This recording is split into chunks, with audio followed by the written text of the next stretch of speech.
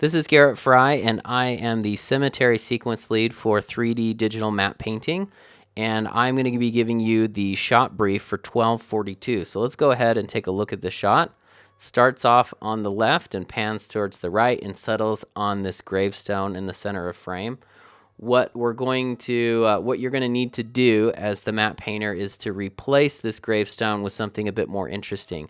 It's kind of plain the way it sits right now, so go ahead and replace this, but what you'll want to do is to keep the way that this gravestone integrates into the ground, because the way that it's doing it right now is really perfect, so we don't need to mess with that. So make your transition from the plate gravestone to the matte painted gravestone somewhere in here, so you have some kind of soft split that's going on. And whatever shape that your gravestone ends up being, you'll want to make sure that you have that shape on the tree and that it's believable. Okay. So the other thing that you'll need to do for this shot is pepper in gravestones, and you're going to want to design this shot. So go ahead and put together a bunch of different concepts of how you can lay out these gravestones in interesting ways. What you want to make sure that you don't do is to obscure this statue right here. So keep the statue clear, and when you are doing the integration of these gravestones, make sure that if you are putting a gravestone in the shadow, that it actually looks like it's in the shadow.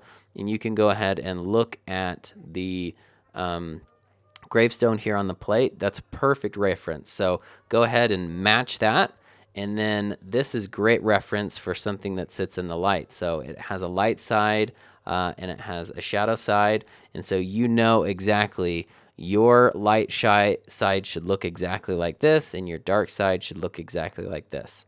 So with all that, I think you'll be able to do a really nice design and integration for this shot. Before starting out on the shot, it's really important to familiarize yourself with the extensive photo reference in the library.